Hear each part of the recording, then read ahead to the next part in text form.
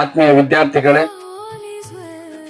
ಇವತ್ತು ಈಗಾಗಲೇ ಎಲ್ಲರಿಗೆ ತಿಳಿಸಿರುವಂತೆ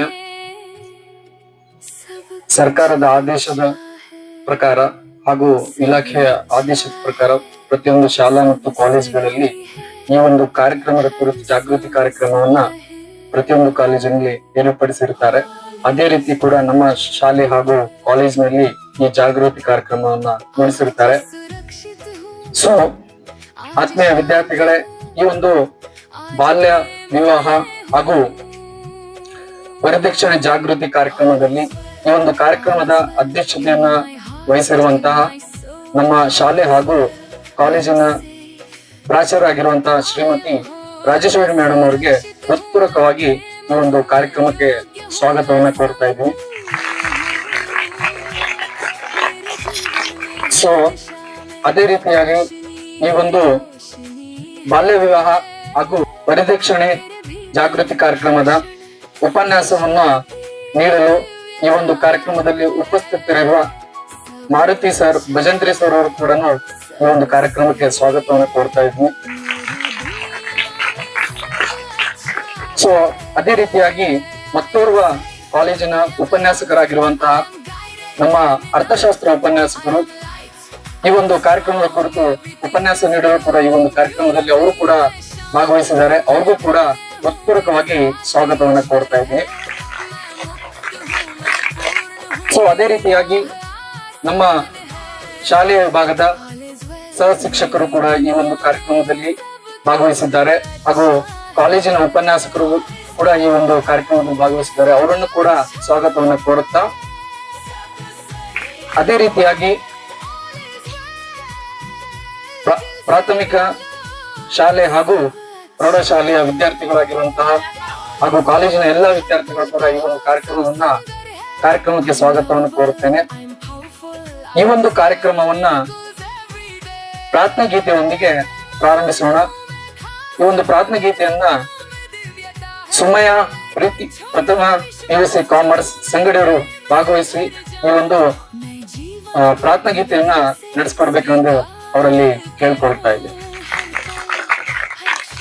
ಪೂಜಿತೆ ಜ್ಞಾನದಾತೆ ನಮೋಸ್ತುತೆ, ತಾಯಿ ಶಾರದೆ ಲೋಕ ಪೂಜಿತೆ ಜ್ಞಾನದಾತೆ ನಮೋಸ್ತುತೆ, ಪ್ರೇಮದಿಂದಲೇ ಸಲಹು ಮಾತೆ ನೀಡು ಸನ್ಮತಿ ಸೌಖ್ಯದಾತೆ, ತಾಯಿ ಶಾರದೆ ಲೋಕ ಪೂಜಿತೆ ಜ್ಞಾನದಾತೆ ನಮೋಸ್ತುತೆ, ಅಂಧಕಾರವ ಓಡಿಸು ಜ್ಞಾನ ಜ್ಯೋತಿಯ ಬೆಳಗಿಸು, ಅಂಧಕಾರವ ಓಡಿಸು ಜ್ಞಾನ ಜ್ಯೋತಿಯ ಬೆಳಗಿಸು, ಹೃದಯ ಮಂದಿರದಲ್ಲಿ ನೆಲೆಸು ಶಾಂತಿಯ ಆಳಿಸು, ಶಾಂತಿಯ ಉಳಿಸು, ತಾಯಿ ಶಾರದೆ ಲೋಕ ಪೂಜಿತೆ ಜ್ಞಾನದಾತೆ ನಮೋಸ್ತುತೆ, ನಿನ್ನ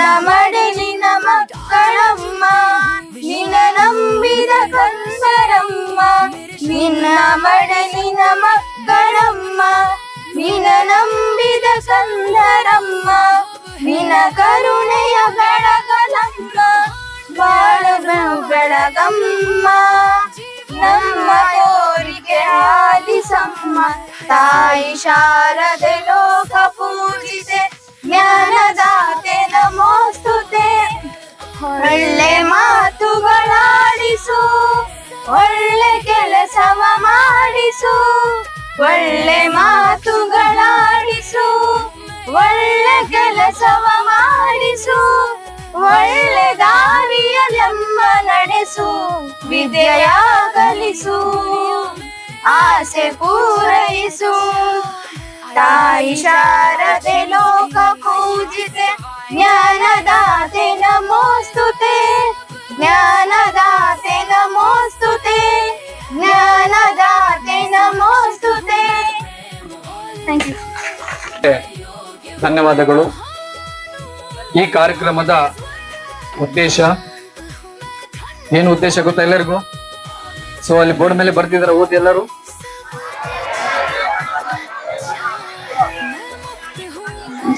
ಗರ್ಲ್ಸ್ ಸೌಂಡ್ ಬರುತ್ತೋ ಬಾಯ್ಸ್ ಸೌಂಡ್ ಬರುತ್ತೆ ನೋಡೋಣ. ಫಸ್ಟ್ ಬಾಯ್ಸ್ ಹೋದ್ರು ಎಲ್ಲರೂ.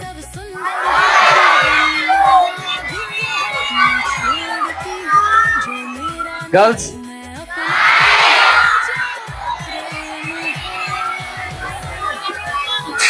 ಸೊ ಇಬ್ಬರಿಗೂ ಧನ್ಯವಾದಗಳು. ಇಬ್ಬರದ್ದು ಸೌಂಡ್ ಚೆನ್ನಾಗಿದೆ.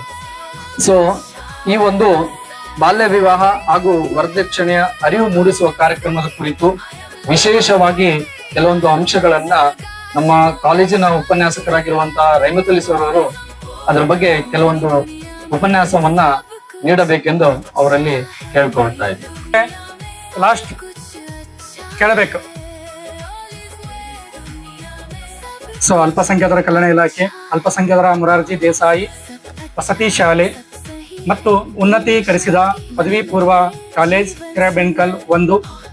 ಸೊ ಇವತ್ತಿನ ದಿನ ನಾವು ಬಾಲ್ಯ ಯುವ ಮತ್ತು ವರದಕ್ಷಿಣೆ ಕಾರ್ಯಕ್ರಮವನ್ನು ಹಮ್ಮಿಕೊಳ್ಳಲಾಗಿದ್ದು, ಈ ಕಾರ್ಯಕ್ರಮದ ಅಧ್ಯಕ್ಷನ ವಹಿಸಿರ್ತಕ್ಕಂಥ ನಿಮ್ಮೆಲ್ಲರ ನೆಚ್ಚಿನ ಪ್ರಾಚಾರ್ಯ ಆಗಿರ್ತಕ್ಕಂಥ ಶ್ರೀಮತಿ ರಾಜೇಶ್ವರಿ ಮೇಡಮ್ ಅವರವರೇ ಮತ್ತು ನಮ್ಮ ಕಾಲೇಜಿನ ಉಪನ್ಯಾಸಕರೊಂದವೆ ಮತ್ತು ಶಿಕ್ಷಕರೊಂದವೆ ಮತ್ತು ನನ್ನ ಪ್ರೀತಿಯ ಮುದ್ದು ವಿದ್ಯಾರ್ಥಿಗಳೇ, ನಿಮ್ಮೆಲ್ಲರಿಗೂ ಮಧ್ಯಾಹ್ನದ ಶುಭೋದಯಗಳು. ಸೊ ನಿಮಗೆ ಒಂದು ಹಾಡಿನ ಮೂಲಕ ನಾನು ನನ್ನ ಅನಿಸಿಕೆಗಳನ್ನ ಪ್ರಾರಂಭ ಮಾಡ್ತೀನಿ. ಮದುವೆಯ ಈ ಬಂದ ಅನುರಾಗದ ಅನುಬಂಧ, ಏಳೇನು ಜನುಮದಲು ತೀರದ ಸಂಬಂಧ. ಅರ್ಥ ಆಯ್ತಾ? ಹಾ, ಮದುವೆ ವಿವಾಹ. ಸೊ ಅದ್ರ ಪ್ರಯುಕ್ತನೇ ಇವತ್ತು ಕಾರ್ಯಕ್ರಮ ಇರ್ತಕ್ಕಂಥದ್ದು. ಅಮ್ಮನಿಂದ ಹಿಡಿದು ಮಡದಿಯವರೆಗೆ, ಸಹೋದರಿಯಿಂದ ಪುತ್ರಿಯ ಎಂಬ ಬಲವೇ ಪುರುಷನಿಗೆ, ಶಕ್ತಿ ತುಂಬುವ ಮಹಾ ಚೈತನ್ಯ ಮಹಿಳೆ. ಸೊ ನೋಡ್ರಿ, ಒಬ್ಬ ವ್ಯಕ್ತಿಯ ಜೀವನದಲ್ಲಿ ಮಹಿಳೆ ಪ್ರಮುಖವಾದಂತಹ ಪಾತ್ರ ವಹಿಸ್ತಾಳೆ. ಒಬ್ಬ ವ್ಯಕ್ತಿಯ ಜೀವನದಲ್ಲಿ ಮಹಿಳೆ ಪ್ರಮುಖವಾದಂತಹ ಪಾತ್ರ ವಹಿಸ್ತಾಳೆ. ಸೊ ವ್ಯಕ್ತಿಯ ಜೀವನದಲ್ಲಿ ಮೊದಲನೇದಾಗಿ ಅಮ್ಮಳಾಗಿ ವ್ಯಕ್ತಿಯ ಜೀವನದಲ್ಲಿ ಪ್ರವೇಶ ಮಾಡ್ತಾಳೆ. ಸೊ ಅಮ್ಮನಿಂದ ಅಕ್ಕನಾಗಿ, ತಂಗಿಯಾಗಿ, ಅತ್ತೆಯಾಗಿ, ಮಗಳಾಗಿ, ಸಹೋದರಿಯಾಗಿ ಬೇರೆ ಬೇರೆ ಸ್ಥಾನನ ತುಂಬತಕ್ಕಂಥ ಶಕ್ತಿ ಇರ್ತಕ್ಕಂಥದ್ದು ಅದು ಮಹಿಳೆಗೆ ಮಾತ್ರ. ಸೊ ಇವತ್ತು ನಾವು ಬಾಲ್ಯ ವಿವಾಹದ ಬಗ್ಗೆ ಏನ್ ಮಾಡ್ತಾ ಇದೀವಿ ಅಂತಂದ್ರೆ, ಸೊ ತಿಳ್ಕೊಂತ ಇದೀವಿ. ಈ ಬಾಲ್ಯ ವಿವಾಹ ಅಂತಕ್ಕಂಥದ್ದು ಇದು ಇತ್ತೀಚೆಗೆ ಮಾತ್ರ ಬಂದಿರತಕ್ಕಂಥ ಒಂದು ಸಮಾಜದ ಸಮತಕ್ಕಂಥದ್ದು. ಸೊ ಆಚರಣೆಯಲ್ಲಿ ಇತ್ತು ಅನ್ನೋದಕ್ಕೆ ನಮಗೆ ಇತಿಹಾಸದಲ್ಲಿ ಸಾಕಷ್ಟು ಉದಾಹರಣೆಗಳು ಸಿಗ್ತವೆ. ಉದಾಹರಣೆಯಾಗಿ ತಗೋಬೇಕಂತಂದ್ರೆ 1900ರಲ್ಲಿ ರಾಣಾ ಪ್ರತಾಪ್ ಕುಮಾರಿ ಅಂತಕ್ಕಂಥ 12 ವರ್ಷದ ಹುಡುಗಿ ರಾಜಕುಮಾರಿ, ಸೊ ಶ್ರೀಕೃಷ್ಣ ರಾಜ ಒಡೆಯರ್ 4 ಅಂತಕ್ಕಂಥ 16 ವರ್ಷದ ಯುವ ರಾಜನೊಂದಿಗೆ ಏನಾಗುತ್ತಂದ್ರೆ ಬಾಲ್ಯ ವಿವಾಹ ಆಗುತ್ತೆ. ಸೊ ಅಂದಿನ ಕಾಲದಲ್ಲಿ ಬ್ರಿಟಿಷರ ಈಸ್ಟ್ ಇಂಡಿಯಾ ಕಂಪನಿಯ ಗವರ್ನರ್ಗಳು ಬಂದು ಇವರಿಗೆ ಆಶೀರ್ವಾದವನ್ನು ಮಾಡಿರ್ತಾರೆ. ಅಂದ್ರೆ ಇದರಿಂದ ನಮ್ಗೆ ಏನ್ ಗೊತ್ತಾಗುತ್ತೆ ಅಂತಂದ್ರೆ, ಸೊ ಸ್ವತಂತ್ರಕ್ಕಿಂತ ಮುಂಚೆ ಸೊ ಯಾವಾಗ ಈ ಬ್ರಿಟಿಷರು ಆಳ್ವಿಕೆಯನ್ನ ಮಾಡ್ತಿದ್ರಲ್ಲ, ಸೊ ಆ ಸಂದರ್ಭದಲ್ಲಿ ನಮ್ಮ ದೇಶದಲ್ಲಿ ಬಾಲ್ಯ ವಿವಾಹ ಅಂತಕ್ಕಂಥ ಒಂದು ಪದ್ಧತಿ ಆಚರಣೆಯಲ್ಲಿ ಇತ್ತು ಅಂತೇಳಿ ನಮ್ಗೆ ಏನಾಗುತ್ತೆ ಅಂದ್ರೆ ತಿಳಿದು ಬರುತ್ತೆ. ಅದಾದ ನಂತರ ಸ್ವತಂತ್ರ ಸಿಕ್ಕ ನಂತರ 1955ರಲ್ಲಿ ಹಿಂದೂ ವಿವಾಹ ಕಾಯ್ದೆ. ಸೊ ಹಿಂದೂ ವಿವಾಹ ಕಾಯ್ದೆಯ ಪ್ರಕಾರ ಸೊ ಹುಡುಗಿಯರಿಗೆ 18 ವರ್ಷ ಆಗಿರ್ಬೇಕು, ಹುಡುಗರಿಗೆ 21 ವರ್ಷ ಆಗಿರ್ಬೇಕು ಅಂತೇಳಿ ಏನ್ ಮಾಡ್ತಾರೆ ಅಂತಂದ್ರೆ ಒಂದು ವಯಸ್ಸಿನ ಮಾನದಂಡವನ್ನು ಅಳವಡಿಸ್ತಾರೆ. ಸೊ ಈ ಒಂದು ಬಾಲ್ಯ ವಿವಾಹಕ್ಕೆ ಏನ್ ಕಾರಣ ಅಂದ್ರೆ, ಬಾಲ್ಯ ವಿವಾಹ ಅಂತಂದ್ರೆ ಏನು, 18 ವರ್ಷದ ಒಳಗೆ ಸೊ ಹುಡುಗಿಯ ವಯಸ್ಸಿರ್ತಕ್ಕಂಥ ಸಂದರ್ಭದಲ್ಲಿ ಮತ್ತು ಹುಡುಗನಿಗೆ 21 ವರ್ಷದ ಒಳಗಿರ್ತಕ್ಕಂಥ ಸಂದರ್ಭದಲ್ಲಿ ಮದುವೆಯನ್ನ ಮಾಡ್ತಕ್ಕಂಥದ್ದು. ಅದಕ್ಕಾಗಿ ಮದುವೆ ಸಾಂಗ್ ಮಾಡಿದ್ನಲ್ಲ, ಎದಕ್ಕಂತಂದ್ರೆ 18 ವರ್ಷದ ಒಳಗೆ ಮದುವೆಯನ್ನ ಮಾಡಬಾರ್ದು ಅಂತ. ಹಾಗಾದ್ರೆ ನಮ್ಮ ಭಾರತ ದೇಶದಲ್ಲಿ ಮತ್ತು ಕರ್ನಾಟಕದಲ್ಲಿ ಕಾನೂನುಗಳು ಮಹಿಳೆಯರಿಗೆ ಬಲವಾಗಿದ್ದಾವೆ, ಪುರುಷರಿಗೆ ಕಾನೂನುಗಳು ಬಲವಾಗಿ ಇಲ್ಲ ಅಂತ. ಅದು ಸತ್ಯ ಅನ್ಸಬಹುದು ನನಗೆ. ಎದಕ್ಕಂತಂದ್ರೆ ನೋಡ್ರಿ, ಇಲ್ಲಿ ವರದಕ್ಷಿಣೆ ಕಿರುಕುಳ ಡೌರಿ ಕೇಸ್ ಏನಾಗ್ತಿದೆ ಅಂತಂದ್ರೆ ಮಿಸ್ಯೂಸ್ ಆಗ್ತಾ ಇದೆ. ನೀವೇನು ವರದಕ್ಷಿಣೆ ಕೊಟ್ಟಿಲ್ಲ ಅಂತಂದ್ರು ನೀವೇನಾದ್ರು ಸ್ವಲ್ಪ ಜಾಸ್ತಿ ಆವಾಜ್ ಹಾಕಿದ್ನಿ ಅಂತಂದ್ರೆ ಅದನ್ನ ಟರ್ನ್ ಹೆಂಗ್ ಮಾಡ್ತಾರ ಅಂತಂದ್ರೆ ವರದಕ್ಷಿಣೆ ಕಿರುಕುಳ ಡೌರಿ ಕೇಸ್ ಅಂತ ಹೇಳಿ ಏನ್ ಮಾಡ್ತಾರೆ ಫಿಟ್ ಮಾಡ್ತಾರೆ. ಡೌರಿ ಕೇಸ್ ಅಲ್ಲಿ ಗಂಡನು ಜೈಲಿಗೆ ಹೋಗ್ಬೇಕು, ಗಂಡನ ತಾಯಿ ಅಕ್ಕ ತಂಗಿಯರು ಸಹ ಜೈಲಿಗೆ ಹೋಗ್ಬೇಕು. ಅಷ್ಟು ಸ್ಟ್ರಾಂಗ್ ಆಗಿರ್ತಕ್ಕಂಥ ಕೇಸ್ ಡೌರಿ ಕೇಸ್. ಸೊ ಅದು ಏನಾಗ್ತಿದೆ ಅಂತಂದ್ರೆ ಸೊ ಮಿಸ್ಯೂಸ್ ಆಗ್ತಾ ಇದೆ. ಮತ್ತು ಈ ಡೌರಿ ಕೇಸ್ ಕಿರುಕುಳದಿಂದ ಏನಾಗ್ತಿದೆ ಅಂತಂದ್ರೆ ಆತ್ಮಹತ್ಯೆಗಳು ಹೆಚ್ಚಾಗ್ತಾ ಇದಾವೆ. ಹೆಣ್ಮಕ್ಳು ಸಾಯೋದು ಒಂದ್ ಕಡೆ ಹೋಗಲಿ, ಗಂಡ್ಮಕ್ಳು ಸಾಯಕ್ ಕುಂತಾರೆ ಆತ್ಮಹತ್ಯೆ ಮಾಡ್ಕೊಂಡು. ಎದಕ್ಕಂತಂದ್ರೆ ಸೊ ಈ ಕೇಸಸ್ಗೆ ಪೊಲೀಸ್ ಸ್ಟೇಷನ್ಗೆ ಕೋರ್ಟಿಗೆ ಎಲ್ಲಿ ಅಡ್ಡಾಡ್ಬೇಕಂತ ಹೇಳಿ. ಸೊ ನಾವು ಇತ್ತೀಚಿನ ದಿನಗಳಲ್ಲಿ ನೋಡ್ತಾ ಇದೀವಿ. ಸೊ ITBT ಕಂಪ್ನಿಯಲ್ಲಿ ಮಾಡ್ತಕ್ಕಂಥ ಪುರುಷರು, ಇಂಜಿನಿಯರಿಂಗ್ ಸೆಕ್ಟರ್ ಇರ್ತಕ್ಕಂಥ ಪುರುಷರು ಸೊ ತಾವೇ ಕಿರುಕುಳದಿಂದ ಆತ್ಮಹತ್ಯೆ ಮಾಡಿಕೊಂಡಿರ್ತಕ್ಕಂಥದ್ದು ಸಹ ನಾವೇನ್ ಮಾಡ್ತಾ ಇದೀವಿ ಅಂದ್ರೆ ಇಲ್ಲಿ ಕಾಣ್ತಾ ಇದೀವಿ. ಮತ್ತು ಸೊ ಇಲ್ಲಿ ಏನಾಗ್ತಿದೆ ಅಂತಂದ್ರೆ ಡೌರಿ ಕೇಸಿಂದ ಮಹಿಳೆಯರಲ್ಲಿ ಒಂದು ದುರುದ್ದೇಶದ ಒಂದು ಪ್ರಮಾಣ ಏನಾಗ್ತಿದೆ ಅಂತಂದ್ರೆ ಹೆಚ್ಚಾಗ್ತಿದೆ. ಇತ್ತೀಚೆಗೆ ಒಂದು ನಾನು ಇನ್ಸಿಡೆಂಟ್ ಕೇಳಿದ್ನ ಬೆಂಗಳೂರಲ್ಲಿ. ಸೊ ಒಬ್ಬ ಮಹಿಳೆ ಗಂಡನಿಗೆ ಕೊಲೆ ಮಾಡಿ ಬಾತ್ರೂಮ್ ಕೆಳಗ ಇಟ್ಟು ಮ್ಯಾಲೆ ಪ್ಲಾಸ್ಟರ್ ಮಾಡಿ ಜಳಕ ಮಾಡ್ತಿಲ್ಲ ಆರಾಮಾಗಿ. ಅದ್ ಎಂತ ಸಿಟ್ಟಿರ್ಬೋದು ಅಂತ ನನಗೆ. ಗಂಡನ್ ಸಾಯಿಸಿ ಬಾತ್ರೂಮ್ ಕೆಳಗ ಕೂತು ಮ್ಯಾಲೆ ಸಿಮೆಂಟ್ ಹಾಕಿ ಪ್ಲಾಸ್ಟರ್ ಮಾಡಿ ಆರಾಮ್ ದಿನ ಜಳಕ ಮಾಡ್ತಿಲ್ಲಂತೆ. ಸಾಯಿ ನನ್ ಮಗನೇ ಕೆಳಗಂತೇಳಿ. ಅಂದ್ರೆ ಇದು ಮಾನವೀಯತೆ ಎಲ್ಲಿದೆ ಅಂತ. ಹೌದಾ, ನೀನ್ ಗಂಡ ಬೇಡ ಡೈವರ್ಸ್ ಕೊಟ್ಟು ಆರಾಮ್ ಮನೆಗಿರಮ್ಮ. ನೀನು ಅವ್ನಿಗೆ ಕೊಲೆ ಮಾಡಿ ಬಾತ್ರೂಮ್ನಾಗ ಊತಿಟ್ಟು ಸಾಕ್ಷ್ಯಗಳನ್ನು ನಾಶ ಮಾಡಿ ನೀನ್ ಆರಾಮಾಗಿರೋದು ಏನಿದೆ ಅಂತ ಅದನ್ನ ಎನ್ಕ್ವೈರಿ ಮಾಡಿ ಗೊತ್ತೈತಲ್ಲ ಪೊಲೀಸ್ ಎನ್ಕ್ವೈರಿ ಹೆಂಗಿರ್ತಾವ ಅಂತ ಹೇಳಿ. ಪೊಲೀಸ್ ಭಾಷೆಯಲ್ಲಿ ಮಾತಾಡಿಸಿದಾಗ ತಾನೇ ಹೇಳಿದ್ಲಂತೆ, ಇಲ್ಲ ನಾನೇ ಗಂಡನ್ ಕೊಲೆ ಮಾಡಿ ಬಾತ್ರೂಮ್ ಒಳಗೆ ಊತಿಟ್ಟು ಮೇಲೆ ಪ್ಲಾಸ್ಟರ್ ಮಾಡೀನಿ ಆರಾಮಾಗಿ ಜಳಕ ಮಾಡ್ದೇವಿ ಮೇಲೆ ಅಂತ. ಅಂದ್ರೆ ದೃಶ್ಯ ಫಿಲಿಂ ನೋಡ್ಬಿಟ್ಟಾರಲ್ಲ, ಪೊಲೀಸ್ ಸ್ಟೇಷನ್ ಒಳಗೆ ದೃಶ್ಯ ಫಿಲಿಂ ಒಳಗೆ ಹೆಂಗ ಕೆಳಗೆ ಬಾಡಿ ಹಾಕಿರ್ತಾರಲ್ಲ ಅದ್ರಂಗೆ ಈ ಅಮ್ಮ ಟೆಕ್ನಿಕ್ ಯೂಸ್ ಮಾಡ್ಯಾಳ.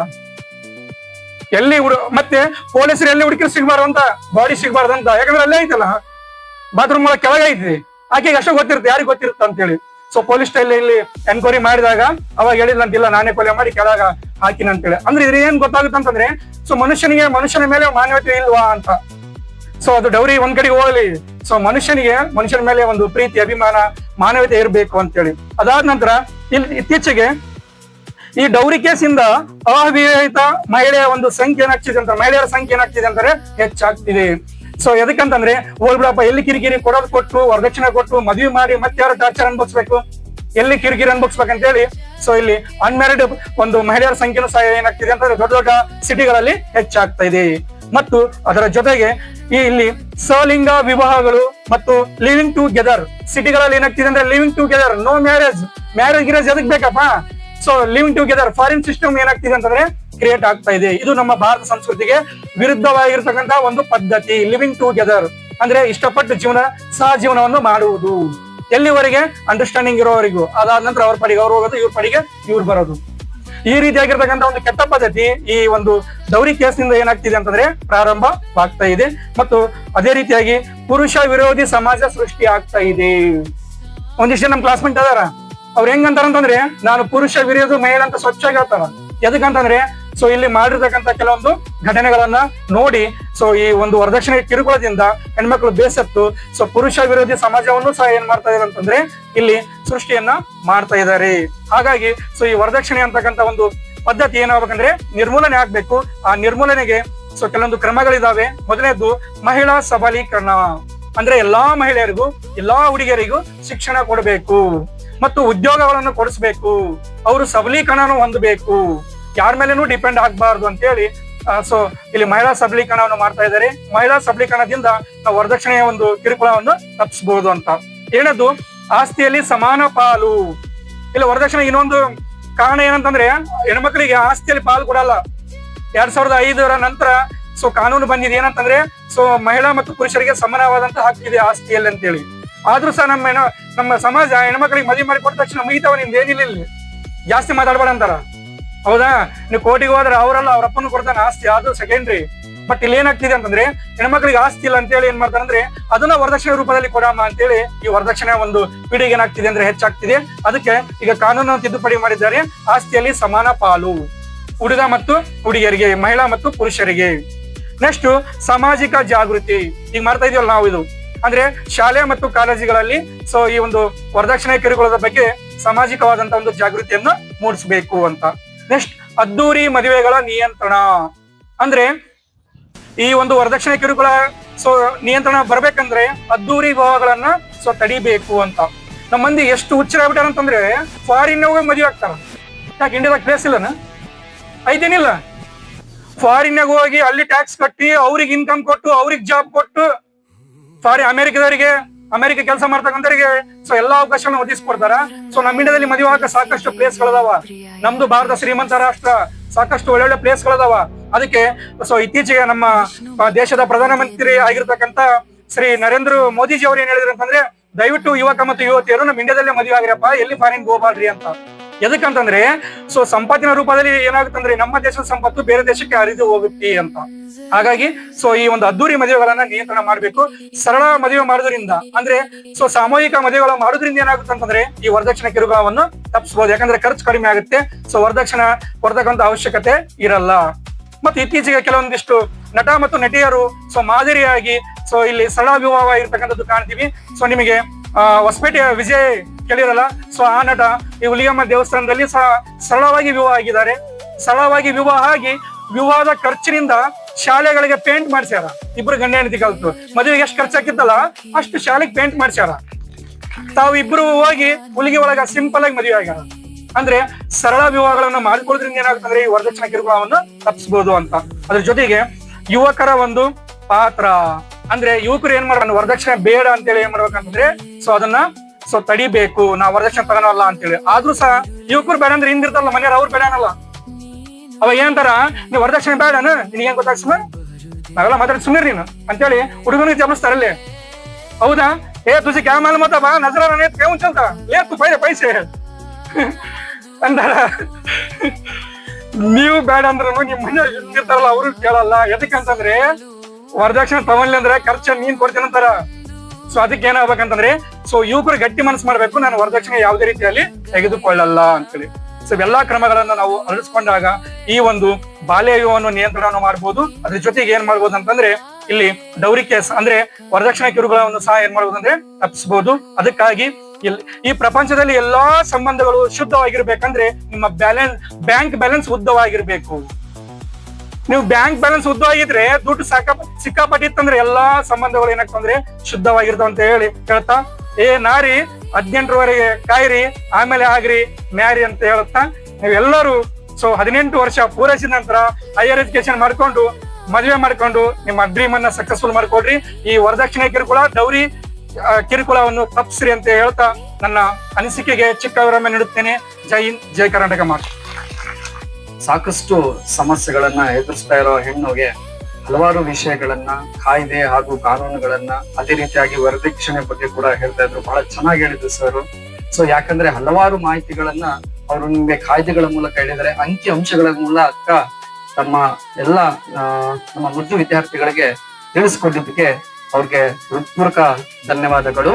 ಸೊ ಅದೇ ರೀತಿಯಾಗಿ ಮತ್ತೋರ್ವ ಈ ಒಂದು ಜಾಗೃತಿ ಕಾರ್ಯಕ್ರಮದ ಕುರಿತು ನಿಮ್ಗೆ ಕೆಲವೊಂದು ಸಂಕ್ಷಿಪ್ತವಾಗಿ ಉಪನ್ಯಾಸವನ್ನ ನೀಡಲು ನಾನು ಶ್ರೀ ಮಾರುತಿ ಸರ್ ಅವರನ್ನ ಈ ಒಂದು ಉಪನ್ಯಾಸವನ್ನ ಕುರಿತು ಕೆಲವೊಂದು ಅನಿಸಿಕೆಗಳನ್ನ ವ್ಯಕ್ತಪಡಿಸಬೇಕಾಗಿ ಅವರಲ್ಲಿ ಕೇಳ್ಕೊಳ್ತಾ ಇದ್ದೆ. ವಿದ್ಯೆ ಕಲಿಸದ ತಂದೆ, ಬಂದು ನೋಡದ ತಾಯಿ, ಶುದ್ಧ ವೈರಿಗಳು ಸರ್ವಜ್ಞ. ವೇದಿಕೆಯ ಮೇಲಿರುವಂತಹ ಗೌರವಾನ್ವಿತ ಪ್ರಾಂಶುಪಾಲರುಗಳಿಗೆ ಹಾಗೂ ಬೋಧಕ ವರ್ಗಕ್ಕೆ, ಉಪನ್ಯಾಸಕ ವರ್ಗಕ್ಕೆ ಮತ್ತು ಶಿಕ್ಷಕ ವರ್ಗಕ್ಕೆ ಅಭಿನಂದನೆಗಳನ್ನ ಸಲ್ಲಿಸುತ್ತಾ ಈ ದಿನದ ವಿಶೇಷ ಅರಿವು ಮೂಡಿಸುವಂತಹ ಕಾರ್ಯಕ್ರಮವಾದ ಬಾಲ್ಯ ವಿವಾಹ ಮತ್ತು ವರದಕ್ಷಿಣೆಯ ಪಿಡುಗಿನ ಆಗು ಹೋಗುಗಳ ಬಗ್ಗೆ ಮತ್ತು ಆಗುತ್ತಿರುವ ಮಜಲುಗಳ ಬಗ್ಗೆ ಸಂಕ್ಷಿಪ್ತವಾಗಿ ಅಕಾರ್ಡಿಂಗ್ ಟು ನಮ್ಮ ಗುರುಜಿ ಅವರ ಪ್ರಕಾರ ಸಂಕ್ಷಿಪ್ತವಾಗಿ ತಿಳಿಸೋದಕ್ಕೆ ನಾನು ಇಷ್ಟಪಡ್ತಾ ಇದ್ದೇನೆ. ಸ್ವಲ್ಪ ಪ್ರಾಚೀನ ಕಾಲದಲ್ಲಿ ನಮ್ಮ ದೇಶ, ನಮ್ಮ ಸಂಸ್ಕೃತಿ ಪ್ರಸ್ತುತದಲ್ಲಿಯೂ ಕೂಡ ಹೆಣ್ಮಕ್ಳಿಗೆ ತುಂಬಾ ವಿಶೇಷವಾದಂತ ಸ್ಥಾನಮಾನವನ್ನ ಕೊಟ್ಟಿದೆ. ವೇದಗಳ ಕಾಲದಲ್ಲಿ ಅರುಂಧತಿ, ಮೈತ್ರಿ, ಗಾರ್ಗಿ ಇವರೆಲ್ಲರೂ ಆಗಿನ ವೇದ ಕಾಲದ ಪ್ರಸಿದ್ಧ ಸಭೆಗಳಾದಂತ ವಿಧಾತ ಇರ್ಬೋದು, ಆಮೇಲೆ ಸಮಿತಿಗಳಿರ್ಬೋದು, ಅದರಲ್ಲಿ ಪುರುಷರ ಅಥವಾ ವಿದ್ವಾಂಸರ ಸಮಸಮವಾಗಿ ಕೂತ್ಕೊಂಡು ಚರ್ಚೆಗಳಲ್ಲಿ, ಚರ್ಚಾಕೂಟಗಳಲ್ಲಿ ಭಾಗವಹಿಸಿ ಅವರನ್ನೇ ವಿದ್ಯಾ ಪ್ರೌಢಿಮೆಯಲ್ಲಿ ಮತ್ತು ವಿದ್ವತ್ತಿನಲ್ಲಿ ಗೆದ್ದಂತ ಉದಾಹರಣೆಗಳು ಸಾಕಷ್ಟಿದಾವೆ. ಮಹಿಳೆಯರು ಆ ವೇದಗಳಲ್ಲಿ ಬರುವಂತಹ ಶ್ಲೋಕಗಳನ್ನ ಒಂದು ಕಾಲು ಭಾಗ ಅವರೇ ರಚನೆ ಮಾಡಿರುವಂತಹ ಉದಾಹರಣೆಗಳು ಕೂಡ ಇದಾವೆ. ಇನ್ನು ಸ್ವಲ್ಪ ಮುಂದೆ ಬರ್ತಾ ಹೋದಾಗ ನಮ್ಮ ಭಾರತದ ಪ್ರಥಮ ಸಾಮ್ರಾಜ್ಯವಾದಂತ ಮೌರ್ಯ ಸಾಮ್ರಾಜ್ಯದ ಸ್ಥಾಪಕನಾದಂತ ಚಂದ್ರಗುಪ್ತ ಮೌರ್ಯನಿಗೆ ಆತನ ಅಂಗರಕ್ಷಕ ಪಡೆ ಮಹಿಳಾ ಕುಸ್ತಿಪಟುಗಳಾಗಿದ್ರು ಅಂತ ಅಂದ್ಬಿಟ್ಟು ಮೆಗಸ್ತಾನಿಸ್ ತನ್ನ ವಿಶೇಷವಾದಂತ ಬರವಣಿಗೆಗಳಲ್ಲಿ ಪ್ರಸ್ತಾಪ ಮಾಡ್ತಾನೆ. ಅಂದ್ರೆ ಮಹಿಳೆಯರು ಕೂಡ ಪ್ರಾಚೀನ ಕಾಲದಲ್ಲಿ ಪುರುಷರಿಗಿಂತ ಏನೂ ಕೀಳಾಗಿರ್ಲಿಲ್ಲ. ಆಗಿನ ಕಾಲದಲ್ಲಿ ಬಾಲ್ಯ ವಿವಾಹಗಳು ಇರ್ಲಿಲ್ಲ. ಮಹಿಳೆ ಅಂದ ತಕ್ಷಣ ಒಂದು ಮನೆಯ ಆಸ್ತಿಯಾಗಿ, ಒಂದು ಮನೆಯ ಜವಾಬ್ದಾರಿಯಾಗಿ, ಒಂದು ಸಂಸ್ಕೃತಿಯ ಹಿರಿಮೆ ಗರಿಮೆಯಾಗಿ ಅಲ್ಲಿ ತೋರ್ಪಡ್ತಾ ಇತ್ತು ಅನ್ನೋದು ಈ ಒಂದು ವಿಚಾರದಿಂದ ತಿಳಿದು ಬರ್ತಾ ಇದೆ. ಆದ್ರೆ ಬರ್ತಾ ಬರ್ತಾ ಬರ್ತಾ ಏನಾಗ್ಬಿಡ್ತು, ಕೆಲವೊಂದು ಅನಿಷ್ಟ ನಮ್ಮ ಸಮಾಜದಲ್ಲಿ ರೂಢಿಗತ ಆಗ್ಬಿಟ್ಟು, ಈ ಸತಿ ಪದ್ಧತಿ ಇರ್ಬೋದು, ಅಥವಾ ಜಾತಿ ಪದ್ಧತಿ ಇರ್ಬೋದು, ಅಥವಾ ಕನಿಷ್ಠ ನೀಚ ಎನ್ನುವಂತಹ ಪದ್ಧತಿ ಇರ್ಬೋದು, ಹೆಣ್ಣು ಗಂಡು ಎನ್ನುವಂತಹ ಭಿನ್ನಾಭಿಪ್ರಾಯಗಳಿರ್ಬೋದು, ಇವೆಲ್ಲವೂ ಸೇರ್ಕೊಂಡು ಮಾಡಿದ್ವು. ಅದರಲ್ಲಿ ಪರಮಾವಧಿಯನ್ನು ಕೂಡ ಅವು ಸಾಧಿಸಿದ್ವು. ಆದ್ರೆ ಪ್ರಸ್ತುತ ಸಮಾಜದಲ್ಲಿ ಅಂದ್ರೆ ನಾವು ಕೊನೆಗೆ ಬ್ರಿಟಿಷರ ಕಾಲದಲ್ಲಿ ನೋಡ್ತಾ ಇದ್ರೆ ಪೋರ್ಚುಗೀಸ್ ರಾಜಕುಮಾರಿ ಕ್ಯಾಥರಿನ್ ಮದುವೆ ಈ ಬ್ರಿಟನ್ ರಾಜಕುಮಾರನಾದಂತ 2ನೇ ಚಾರ್ಲಸ್ ನೊಂದಿಗೆ ಆಗ್ತದೆ. ಅವಾಗ ಆ ಮದುವೆ ಆದಂತ ಸಂದರ್ಭದಲ್ಲಿ ಆತನಿಗೆ ವರದಕ್ಷಿಣೆ ರೂಪವಾಗಿ ಬಾಂಬೆಯನ್ನ ಉಡುಗೊರೆಯಾಗಿ ಕೊಡ್ತಾರೆ. ನೋಡ್ರಿ, ಎತ್ತನ ಬ್ರಿಟನ್, ಎತ್ತನ ಪೋರ್ಚುಗಲ್, ಎತ್ತನ ಮದುವೆ, ಎತ್ತನದಿಂದ ಎತ್ತ ಸಂಬಂಧವಯ್ಯ. ಅಂದ್ರೆ ಆಗ್ಲೂ ಕೂಡ ಶ್ರೀಮಂತ ವರ್ಗದವರಲ್ಲಿ ಈ ಒಂದು ವರದಕ್ಷಿಣೆಯ ಪದ್ಧತಿ ಇತ್ತು. ಆದ್ರೆ ಶ್ರೀಮಂತ ವರ್ಗದಲ್ಲಿ ಒಂಚೂರು ಮೋಜು ಅನಿಸ್ತಾ ಇತ್ತು, ಒಳ್ಳೇದಪ್ಪ, ಖುಷಿ ಅನಿಸ್ತಾ ಇತ್ತು. ಆದ್ರೆ ಆ ಅನಿಷ್ಟ ಪದ್ಧತಿ ಪಾಪ ಶ್ರೀ ಸಾಮಾನ್ಯರನ್ನು ಆವರಿಸಿಕೊಂಡ್ ಬಿಟ್ಟಿರೋದು ಒಂದು ದುರಂತ ಅಂತ ಹೇಳ್ಬೋದು. ಇನ್ನ ನಾವು ಅಂಬೇಡ್ಕರ್, ಗಾಂಧೀಜಿ, ಆಮೇಲೆ ಬುದ್ಧ, ಬಸವ ಇವ್ರನ್ನೆಲ್ಲ ನೋಡಿದ್ರೆ ಇವರೆಲ್ಲರೂ ಕೂಡ ಬಾಲ್ಯ ವಿವಾಹಕ್ಕೆ ಒಳಗಾದಂತಹ ವ್ಯಕ್ತಿಗಳೇ. ಆದ್ರೆ ಅವಾಗ ಏನಪ್ಪ ಇವರೆಲ್ಲ ದೊಡ್ಡ ದೊಡ್ಡ ಜ್ಞಾನಿಗಳಾಗಿ ಬಾಲ್ಯ ವಿವಾಹ ಮಾಡ್ಕೊಂಡ್ಬಿಟ್ರಲ್ಲ ಅಂತ ನೀವು ಭಯ ಪಡ್ಬೇಕಾಗಿಲ್ಲ. ಯಾಕಂದ್ರೆ ಅವಾಗಿನ ಸಮಾಜ ಆ ತರ ಇತ್ತು. ಅವಾಗ ಬಾಲ್ಯ ವಿವಾಹ ಅನ್ನೋದು ಒಂದು ಸರಳವಾಗಿ ಬಿಟ್ಟಿತ್ತು, ಸಾಮಾನ್ಯವಾಗಿ ಬಿಟ್ಟಿತ್ತು, ಸರ್ವೇ ಎಲ್ಲ ಸಾರ್ವಜನಿಕ ಆಗಿಬಿಟ್ಟಿತ್ತು. ಆದ್ರೆ ಪ್ರಸ್ತುತದ ದಿನಮಾನಗಳಲ್ಲಿ ವಾತಾವರಣಕ್ಕೆ ಮತ್ತು ನಮ್ಮ ದೇಹದ ಒಂದು ಶಕ್ತಿಗೆ ಸಂಬಂಧಪಟ್ಟು ನಾವು ನೋಡೋದಾದ್ರೆ ಬಾಲ್ಯ ವಿವಾಹ ಅನ್ನೋದು ತುಂಬಾ ನಿಕೃಷ್ಟ ಅನಿಸ್ತದೆ, ತುಂಬಾ ಕನಿಷ್ಠ ಅನಿಸ್ತದೆ, ತುಂಬಾ ಅವೈಜ್ಞಾನಿಕ ಅನಿಸ್ತದೆ. ಆದ್ರಿಂದ ಅಲ್ಲಿ ಸಮಾಜದಲ್ಲಿ ಮಹಿಳೆಯು ಕೂಡ ಸಬಲೀಕರಣ ಆಗ್ಲಿ, ಆಯಮ್ಮನು ಕೂಡ ಸಶಕ್ತಳಾಗ್ಲಿ ಅಂತಂದು ಅನೇಕ ಕಾಯ್ದೆಗಳನ್ನ ತೆಗೆದುಕೊಂಡು ಬಂದು ಬಾಲ್ಯ ವಿವಾಹ ಮತ್ತು ವರದಕ್ಷಿಣೆಯ ಪಿಡುಗನ್ನ ತೊಲಗಿಸುವಂತಹ ಕಾರ್ಯಕ್ರಮಗಳು ಅನೇಕ ನಡೀತಾ ಇದ್ದಾವೆ. ಆದ್ರೂ ಕೂಡ ಬಂದ್ರು ಕೂಡ ನಮ್ಗೆ ಯಾಕಪ್ಪ ಈ ಕಾರ್ಯಕ್ರಮ ಮಾಡುವಂತದ್ದು ಏನು ಅವಶ್ಯಕತೆ ಇತ್ತು ಅನ್ನೋದು ನಿಮ್ಗೆ ತಿಳಿಬಹುದು. ಆದ್ರೆ ಒಂದು ಕಾರ್ಯಕ್ರಮ, ಒಂದು ಕಾಯ್ದೆ ಕಾನೂನು ಅನುಸರಿಸೋರು, ಅದನ್ನ ಪಾಲನೆ ಮಾಡೋರ ಮೇಲೆ ಎಷ್ಟೇ ಕಾನೂನುಗಳು ಕಠಿಣವಾಗಿದ್ರು ಇನ್ನು ಬಾಲ್ಯ ವಿವಾಹ ಮತ್ತು ವರದಕ್ಷಿಣೆಯ ಪಿಡುಗು ನಮ್ಮ ಸಮಾಜವನ್ನ ಎಲ್ಲಿಲ್ಲದಂತೆ ಕಾಡ್ತಾ ಇದೆ. ಆ ತರ ಕಾಡ್ಬಾರನೆ ಈ ಅರಿವು ಮೂಡಿಸುವ ಕಾರ್ಯಕ್ರಮವನ್ನ ಮಾಡಿ ನೀವು ಯುವ ಪೀಳಿಗೆ ಎಲ್ಲ ವರದಕ್ಷಿಣೆ ತಗೊಳ್ದೇನೆ ಮದುವೆಯಾಗಿ ಚಿಕ್ಕ ಮತ್ತು ಚೊಕ್ಕ ಸಂಸಾರವನ್ನ ಮಾಡಿ ಮಾದರಿ ಸಮಾಜವನ್ನ ಹುಟ್ಟು ಹಾಕ್ಲಿ, ಉದಯಿಸುವಂತೆ ಮಾಡ್ಲಿ ಅಂತ ಅನ್ಕೊಂಡು ನಿಮ್ಗೆಲ್ಲರಿಗೂ ಅರಿವು ಮೂಡಿಸುವಂತಹ ಕಾರ್ಯಕ್ರಮವನ್ನ ಕಡ್ಡಾಯ ಮಾಡಿದ್ದಾರೆ. ಅವರನ್ನ ಎಂಪವರ್ಮೆಂಟ್ ಅನ್ನ ಮಾಡಿ ಅವರ ಮದುವೆ ವಯಸ್ಸನ್ನ ಹೆಚ್ಚು ಮಾಡುವಂತಹ, ವರದಕ್ಷಿಣೆ ಎನ್ನುವಂತ ಪಿಡುಗನ್ನ ದೂರ ಮಾಡುವಂತ ಕೆಲಸವನ್ನ ಮಾಡ್ತಾ ಇದೆ. ಅದು ಕನಿಷ್ಠ ಪದ್ಧತಿ 1948ರ ಕನಿಷ್ಠ ಕೂಲಿ ಕಾಯ್ದೆ ಆಗಿರ್ಬೋದು, ಮತ್ತು 1976ರ ಸಮಾನ ಕೆಲಸ ಮತ್ತು ಸಮಾನ ವೇತನ ಕಾಯ್ದೆ ಆಗಿರ್ಬೋದು, ಅದೇ ರೀತಿಯಾಗಿ ಮೆಟರ್ನಿಟಿ ಬೆನಿಫಿಟ್ ಆಕ್ಟ್ 1961 ಇರ್ಬೋದು, ಮಾತೃತ್ವ ರಜೆ ಎನ್ನುವಂತಹ ಒಂದು ಕಾಯ್ದೆ ಇರ್ಬೋದು. 26 ವಾರಗಳ ಕಾಲ ನೌಕರರಾಗಿದ್ರೆ ಹೆಣ್ಮಗಳು ಅವರಿಗೆ ವೇತನ ಸಹಿತ ರಜೆಯನ್ನ ಘೋಷಣೆ ಮಾಡುವಂತ ವಿಶೇಷ ಪ್ಯಾಕೇಜ್ ಗಳನ್ನ ಮಾಡ್ತಾ ಇದೆ. ಅಷ್ಟೇ ಸಾಲದು ಅಂತ ಹೆಣ್ಮಕ್ಳ ಮೇಲೆ ಆಗುವಂತ ದೌರ್ಜನ್ಯವನ್ನ ತಡೆಯುವುದಕ್ಕಾಗಿ 1990ರ ಕಾಯ್ದೆಯಂತೆ ಮಹಿಳಾ ಆಯೋಗವನ್ನು ಕೂಡ ರಚನೆ ಮಾಡಿ ಮಹಿಳೆಯರಿಗೆ ಆಗುವಂತ ತೊಂದರೆಗಳನ್ನ, ದುಃಖ ದುಮ್ಮಾನಗಳಿಗೆ ಸ್ವಲ್ಪ ಸಾಂತ್ವನವನ್ನ ಹೇಳುವಂತಹ ಕೆಲಸವನ್ನು ಕೂಡ ಮಾಡ್ತದೆ. ಅಷ್ಟೆಲ್ಲ ಆದ್ರೂ ಕೂಡ ಇನ್ನು ಮಹಿಳೆಯರ ಮೇಲೆ ದೌರ್ಜನ್ಯ ಇರ್ಬೋದು, ಮಹಿಳೆಯರ ಮೇಲೆ ಶೋಷಣೆ ಇರ್ಬೋದು, ಅವು ಯಾವು ಕೂಡ ಇನ್ನು ಯಥೇಚ್ಛವಾಗಿ ನಡೀತಾ ಇದ್ದಾವೆ. ವರದಕ್ಷಿಣೆಯನ್ನ ಕೋಟಿ ರೂಪದಲ್ಲಿ ಇಸ್ಕೊಂಡು ಇನ್ನು ಆ ಅಮ್ಮನಿಗೆ ಇಲ್ಲ ಸಲ್ಲದ ಹಿಂಸೆಯನ್ನ ಕೊಟ್ಟು ಆ ಪ್ರಾಣಾಂತಿಕವಾದಂತಹ ದುಸ್ಸಾಹಸಕ್ಕೆ ಕೈ ಹಾಕುವಂತೆ ಆ ಅಮ್ಮನ್ನ ಪ್ರೇರೇಪಿಸುವಂತ, ಪ್ರಚೋದಿಸುವಂತಹ ಒಂದು ಹಿಂಸಾ ಮಾರ್ಗವನ್ನ ನಮ್ಮ ಪುರುಷ ಸಮಾಜ ಕೊಡ್ತಾ ಇದೆ ಅಂತ ಹೇಳೋದ್ರಲ್ಲಿ ತುಂಬಾ ದುಃಖ ಅನಿಸ್ತಾ ಇದೆ. ಆದ್ರಿಂದ ಯುವ ಶಕ್ತಿಗಳಾದ ನೀವೆಲ್ಲರೂ ಕೂಡ ಈ ಒಂದು ಅರಿವು ಮೂಡಿಸುವಂತ ಕಾರ್ಯಕ್ರಮ ಎಷ್ಟು ವಿಶೇಷವಾಗಿದೆ ಅಂದ್ರೆ 1961ರಲ್ಲಿ ವರದಕ್ಷಿಣೆ ಪಿಡುಗು ತೊಲಗಿಸುವಂತಹ ಒಂದು ಕಾಯ್ದೆ ಬರ್ತಾ ಇದೆ. 2006ರಲ್ಲಿ ಚೈಲ್ಡ್ ಮ್ಯಾರೇಜ್ ಪ್ರೊಹಿಬಿಷನ್ ಆಕ್ಟ್ ಬರ್ತಾ ಇದೆ. ಆದ್ರೂ ಕೂಡ ಇನ್ನೂ ಯಥೇಚ್ಛವಾಗಿ ಪ್ರಕರಣಗಳು ನಡೀತಾ ಇದಾವೆ. ನೀವು ಈ ಆಕ್ಟಿನ ಅಂಡರ್ ಅಲ್ಲಿ ಏನಾದ್ರೂ ತಪ್ಪು ಮಾಡಿದ್ರಿ ಅಂತಂದ್ರೆ ಕಠಿಣವಾದಂತಹ ಶಿಕ್ಷೆಯು ಕೂಡ ಅದಕ್ಕೆ ಕಾದಿರ್ತದೆ. ಆದ್ರಿಂದ ನೀವೆಲ್ಲರೂ ಕೂಡ ಈ ಕಾಯ್ದೆಗಳ ಬಗ್ಗೆ ವಿಶೇಷವಾಗಿ ತಿಳ್ಕೊಂಡು ಯಾವುದೇ ರೀತಿ ತಪ್ಪು ತಡಿಗಳಾಗದಂತೆ ಜೀವನದಲ್ಲಿ ಯಾವುದೇ ರೀತಿ ದುಸ್ಸಾಹಸಕ್ಕೆ ಅತಿ ವೇಗವಾಗಿ ಕೈ ಹಾಕದೇನೆ ಇರುವಂತಹ ಗುರಿ ಸಾಧನೆಯನ್ನ ಶ್ರೇಷ್ಠವಾಗಿ ಇಟ್ಕೊಂಡು ಅದನ್ನ ತಲುಪುವುದಕ್ಕೆ ನಿಮ್ಮ ಒಂದು ಪ್ರಯಾಣವನ್ನ ವಿಶೇಷವಾಗಿ ಸಾಧಿಸಿದ್ದೆ ಆದ್ರೆ ಈ ಕಾಯ್ದೆಗಳು ಅಷ್ಟೇ ನಿಮ್ಮಲ್ಲಿ ಸ್ಪಷ್ಟತೆಯನ್ನ ತಂದುಕೊಟ್ಟು ಸಾಧನೆಯ ಮಾರ್ಗಕ್ಕೆ ಒಯ್ಯುತ್ತವೆ ಅಂತ ನಾನು ಹೇಳ್ತಾ ನನ್ನ 2 ಮಾತುಗಳನ್ನ ಮುಗಿಸ್ತಾ ಇದ್ದೇನೆ. ನಮಸ್ಕಾರಗಳು.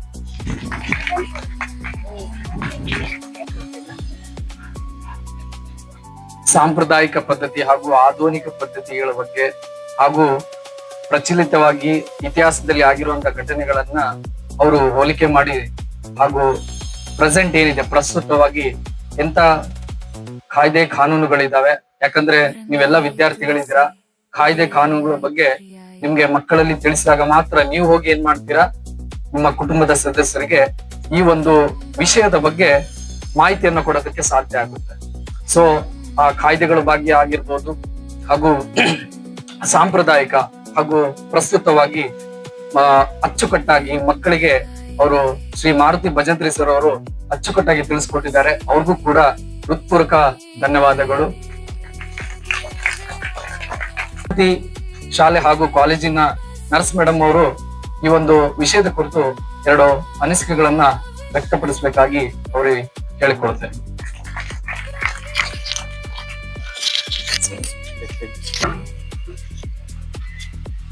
afternoon to everyone. Child marriage ಆಗೋದ್ರಿಂದ ಹೆಲ್ತ್ ಪ್ರಾಬ್ಲಮ್ಸ್ ಏನೇನ್ ಆಗ್ತಾವ ಅಂತ ಹೇಳ್ತೀನಿ. ಗರ್ಲ್ಸ್ ಅಲ್ಲಿ ಅಂಡರ್ 18 ಏಜ್ ಇರೋದ್ರಿಂದ ಏನಾಗುತ್ತೆ ಅಂತಂದ್ರೆ ಮದ್ವೆ ಆಗಿ 1 ಇಯರ್ ಇಲ್ಲ 2 ಇಯರ್ ಆದ್ಮೇಲೆ ಅವ್ರ ಏನಾಗ್ತಾರೆ ಪ್ರೆಗ್ನೆನ್ಸಿ ಆಗ್ತಾರೆ. ಅದಕ್ಕ ಅರ್ಲಿ ಪ್ರೆಗ್ನೆನ್ಸಿ ಅಂತ ಕರಿತೀವಿ. ಅರ್ಲಿ ಪ್ರೆಗ್ನೆನ್ಸಿ ಆದಾಗ ಏನಾಗುತ್ತಪ್ಪ, ಅಬಾರ್ಷನ್ ಅಂತೀವಿ. ಪ್ರೆಗ್ನೆನ್ಸಿ ಆದಾಗ ಅಬಾರ್ಷನ್ ಅಂದ್ರೆ 3 ಮಂತ್ಸ್ ಇಲ್ಲ 4 ಮಂತ್ಸಿಗೆ ನಮಗ ಗೊತ್ತಾಗುತ್ತ ಪ್ರೆಗ್ನೆನ್ಸಿ ಆಗ್ಯಾರ ಇವ್ರು ಅಂತ. ಅದು ಏನಾಗುತ್ತ ಫುಲ್ ಟರ್ಮ್ ಆಗಂಗಿಲ್ಲ. ಒಮ್ಮೊಮ್ಮೆ 9 ಮಂತ್ಸಿಗೆ ಆಗೋ ಡೆಲಿವರಿ ಒಮ್ಮೊಮ್ಮೆ 7 ಮಂತ್ಸ್ ಒಳಗ ಆಗ್ತೈತಿ. ಇಲ್ಲ ಪಾಪು ಇವಾಗ ಬೇಬಿ ಡೆಲಿವರಿ ಆಗಂಗಿಲ್ಲ, ಅದ್ರೊಳಗನೆ ಏನಾಗುತ್ತ ಮಿಸ್ ಕ್ಯಾರೇಜ್ ಆಗುತ್ತ, ಅಬಾರ್ಷನ್ ಆಗ್ತಾವ. ನೆಕ್ಸ್ಟ್ ಹೈಪರ್ ಟೆನ್ಷನ್ ಬರುತ್ತಾ, BP ಅಂತಾರಲ್ಲ, ಅವರು ಅಂಡರ್ 18 ಯಾರು ಮ್ಯಾರೇಜ್ ಆಗಿ ಪ್ರೆಗ್ನೆನ್ಸಿ ಆಗ್ತಾರ ಅವರಿಗೆ ಹೈಪರ್ ಟೆನ್ಷನ್ ಬರುತ್ತ. Next anaemia problem. ಅನೇಮಿಯಾ ಅಂದ್ರೆ low blood pressure, low blood level ಕಡಿಮೆ ಆಗುತ್ತೆ. ಗರ್ಲ್ಸಿಗೆ ಬ್ಲಡ್ ಎಷ್ಟಿರ್ಬೇಕಂತಂದ್ರೆ 12 to 14 ಇರ್ಬೇಕು ಪಾಯಿಂಟ್. ಬ್ಲಡ್ ಗ್ರೂಪ್ ಬ್ಲಡ್ ಮೊನ್ನೆ ಚೆಕ್ ಮಾಡಿದ್ರಲ್ಲ, ಅದು 12 to 14 ಇರ್ಬೇಕು ಗರ್ಲ್ಸಿಗೆ. ಅದು ಏನಾಗುತ್ತೆ ಕಡಿಮೆ ಆಗುತ್ತೆ. Next ಮ್ಯಾಟ್ರನಲ್ death. ಸರ್ ಹೇಳಿದ್ರಲ್ಲ ಅವಾಗ, ತಾಯಿಂದಿರು ಏನಾಗ್ತಾರೆ ಡೆತ್ ಆಗ್ತಾರೆ. Next increased risk of sexually transmitted diseases. HIV AIDS ಅಂತಾರಲ್ಲ, ಅದೇನಾಗುತ್ತೆ ಒಬ್ಬರಿಂದ ಒಬ್ಬರಿಗೆ ಹರಡಕ್ ಶುರು ಆಗುತ್ತೆ. Next mental health problems such as anxiety and depression. Anxiety ಮತ್ತೆ ಡಿಪ್ರೆಷನ್ಗೆ ಒಳಗಾಗ್ತಾರೆ. ಇವೆಲ್ಲ ಗರ್ಲ್ಸ್ ಅಂದ್ರೆ ಅಂಡರ್ 18 ಏಜ್ ಗರ್ಲ್ಸ್ಗೆ ಯಾರಿಗೆ ಮದುವೆ ಮಾಡ್ತಾರ ಅವರಿಗೆಲ್ಲ ಈ ಪ್ರಾಬ್ಲಮ್ಸ್ ಆಗ್ತಾವ. ನೆಕ್ಸ್ಟ್ ಸಮ್ ಪ್ರಾಬ್ಲಮ್ಸ್ ಏನೇನ್ ಆಗ್ತಾವ ಅಂತಂದ್ರೆ ಹುಡುಗಿಯರಿಗೆ ಮತ್ತೆ ಹುಡುಗರಿಗೆ ಇಬ್ರಿಗೂ ಆಗ್ತಾವ. ಮೆಂಟಲ್ ಹೆಲ್ತ್ ಪ್ರಾಬ್ಲಮ್ಸ್ ಒಳಗ ಆಂಗ್ಸೈಟಿ, ಡಿಪ್ರೆಷನ್.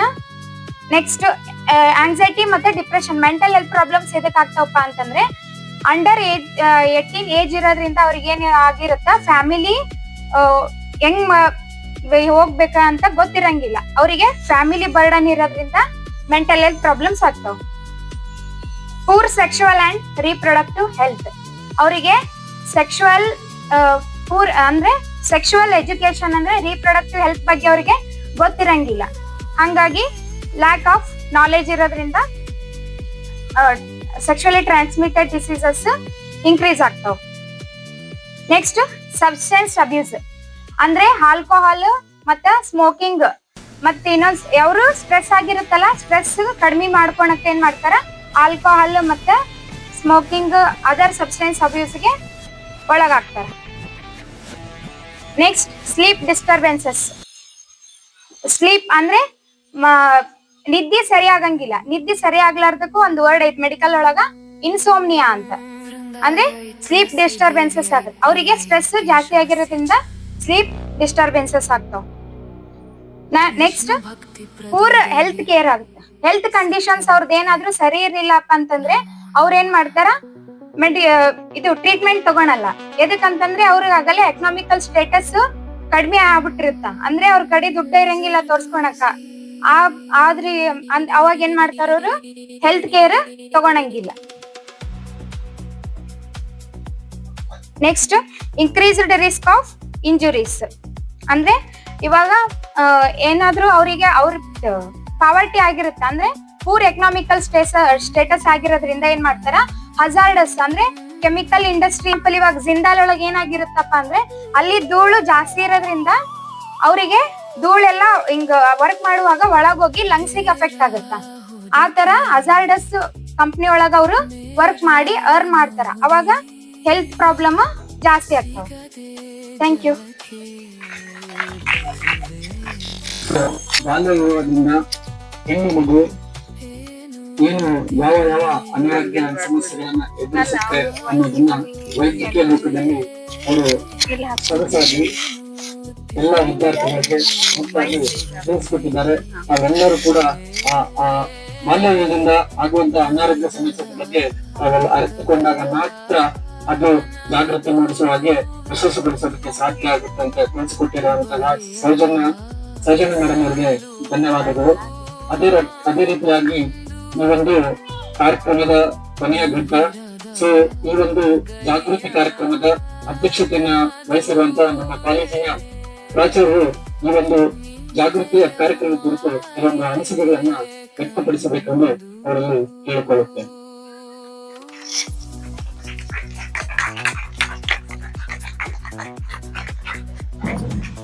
ವೇದಿಕೆ ಮೇಲೆ ಆಸೀನರಾದಂತ ನನ್ನ ಸಹೋದ್ಯೋಗಿ ಮಿತ್ರರೇ ಹಾಗೂ ಎಲ್ಲ ಮಕ್ಕಳಿಗೆ ಮಧ್ಯಾಹ್ನದ ನಮಸ್ಕಾರಗಳು. ನಿಮ್ಗೆಲ್ಲರಿಗೂ ತಿಳಿದಿರುವಂತೆ ಇವತ್ತು ನಾವು ಬಾಲ್ಯ ವಿವಾಹ ಮತ್ತು ವರದಕ್ಷಿಣೆ ನಿಷೇಧ ಕುರಿತು ಅರಿವು ಕಾರ್ಯಕ್ರಮ ಹಮ್ಮಿಕೊಂಡಿದ್ದೀವಿ. ಈ ಬಾಲ್ಯ ವಿವಾಹ ಮತ್ತು ವರದಕ್ಷಿಣೆ ಇವೆರಡು ಒಂದು ನಾಣದ ಎರಡು ಮುಖಗಳಿದ್ದಂತೆ. ನನ್ನ ಕೇಳಿದ್ರೆ ವಿವಾಹನೇ ದೊಡ್ಡ ಸಮಸ್ಯೆ ಅನಿಸ್ತು. ಯಾವ ವಯಸ್ಸಿಗೆ ಮಾಡ್ಕೊಳ್ರಿ ಅದು समस्या है। शादी के लड्डू खाए तो भी मुश्किल, नहीं खाए तो भी मुश्किल उसको हजम करना मुश्किल, तकलीफ देता है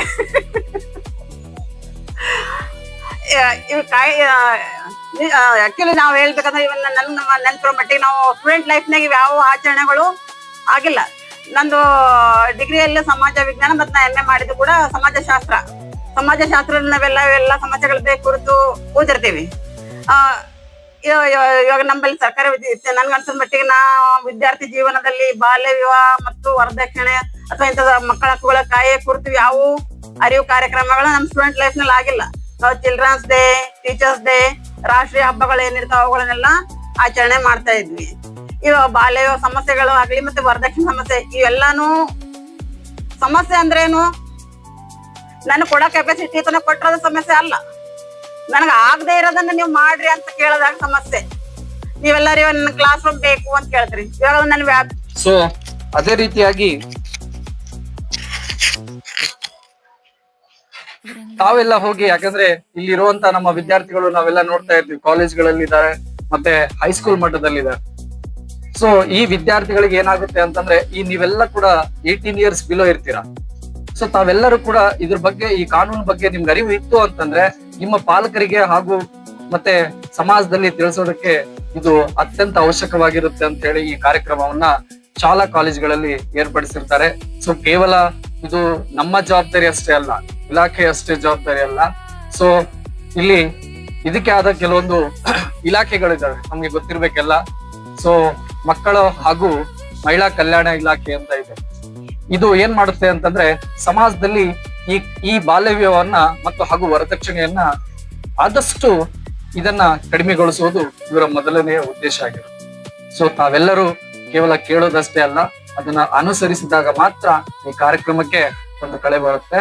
ಸೊ ಅದೇ ರೀತಿಯಾಗಿ ಈ ಒಂದು ಕಾರ್ಯಕ್ರಮದ ಕೊನೆಯ ಘಟ್ಟ ವಂದನಾರ್ಪಣೆ. ಈ ಒಂದು ವಂದನಾರ್ಪಣೆಯನ್ನ ನಮ್ಮ ಕಾಲೇಜಿನ ರಾಸಾಯನ ಉಪನ್ಯಾಸಕರಾಗಿರುವಂತಹ ಶ್ರೀ ಹರ್ಷ ಸರ್ ಅವರು ನಡೆಸ್ಕೊಡ್ಬೇಕಾಗಿ ನಮ್ಮಲ್ಲಿ ಕೇಳಿಕೊಳ್ಳುತ್ತೆ.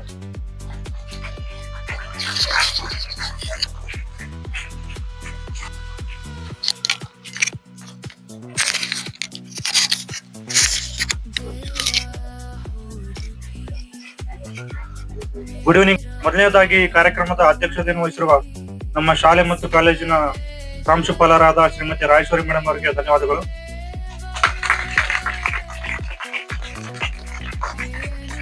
ಅದೇ ರೀತಿಯಾಗಿ ಈ ಕಾರ್ಯಕ್ರಮದಲ್ಲಿ ಭಾಗವಹಿಸಿರುವ ನಮ್ಮ ಶಾಲೆಯ ಎಲ್ಲಾ ಶಿಕ್ಷಕ ಮತ್ತು ಶಿಕ್ಷಕಿಯರಿಗೆ ಧನ್ಯವಾದಗಳು. ಅದೇ ರೀತಿಯಾಗಿ ನಮ್ಮ ಕಾಲೇಜಿನ ಎಲ್ಲಾ ಉಪನ್ಯಾಸಕರಿಗೂ ಕೂಡ ಧನ್ಯವಾದಗಳು. ಹಾಗೆ ಈ ಕಾರ್ಯಕ್ರಮದ ಕೇಂದ್ರ ಬಿಂದು ಆಗಿರ್ತಕ್ಕಂಥ ಎಲ್ಲಾ ವಿದ್ಯಾರ್ಥಿ ಮತ್ತು ವಿದ್ಯಾರ್ಥಿನಿಯರಿಗೂ ಕೂಡ ಧನ್ಯವಾದಗಳು. Thank you. ಸೊ ಈ ಒಂದು ಕಾರ್ಯಕ್ರಮವನ್ನ ಇಲ್ಲಿಗೆ ಅಂತಿಮಗೊಳಿಸೋಣ. ಸೊ ಎಲ್ಲ ವಿದ್ಯಾರ್ಥಿನಿ ಹಾಗೂ ವಿದ್ಯಾರ್ಥಿಗಳು ಲೈನ್ ಆಗಿ ತಮ್ಮ ತರಗತಿಗಳಿಗೆ ತೆರಳಬೇಕು.